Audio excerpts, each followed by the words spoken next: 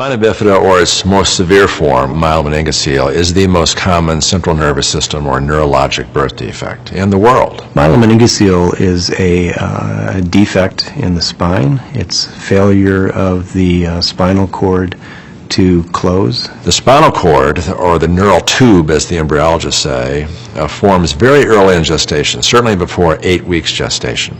And spina bifida is thought to be a failure of the formation and closure of that neural tube, so that the spinal cord elements are exposed to the intrauterine environment. It's a progressive process. It's a progressive injury, so that by the end of pregnancy, there's been direct traumatic injury to the spinal cord, and there's been injury from the amniotic fluid itself. Because of changes in pressure and fluid flow, babies are also at risk for developing hydrocephalus, which is a fluid buildup on the brain and which damages the developing brain. Virtually every child with myelomeningocele or spina bifida has an Arnold-Chiari malformation on X-ray.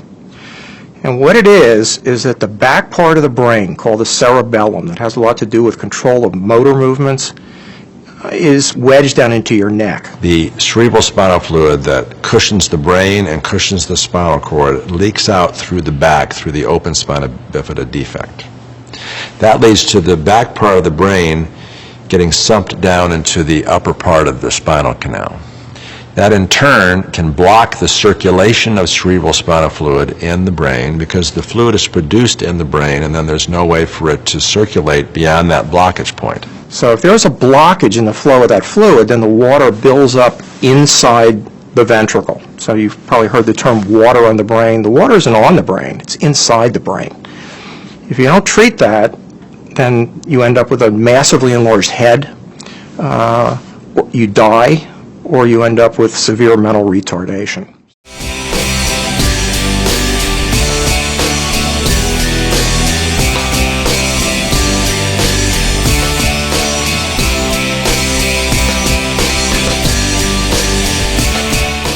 He has never really had problems with fitting in because he was always very social and had a lot of friends.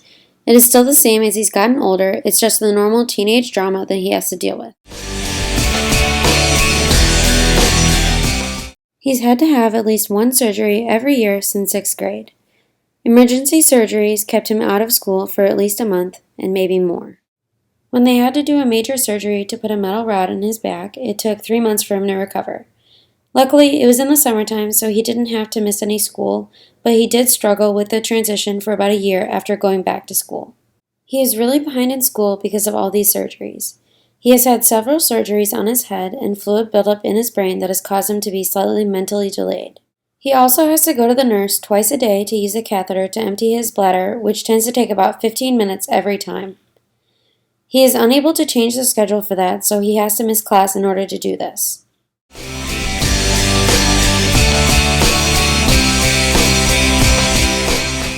His teachers could have been more accepting and understanding of him having to leave during class to take care of his catheter.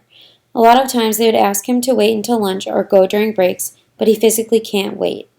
This becomes difficult when he gets new teachers because they just don't understand. He also has to miss a lot of school because he is more prone to infections and may have to stay home for more than just a few days. Many of his teachers aren't understanding when he has to miss excessive amounts of school.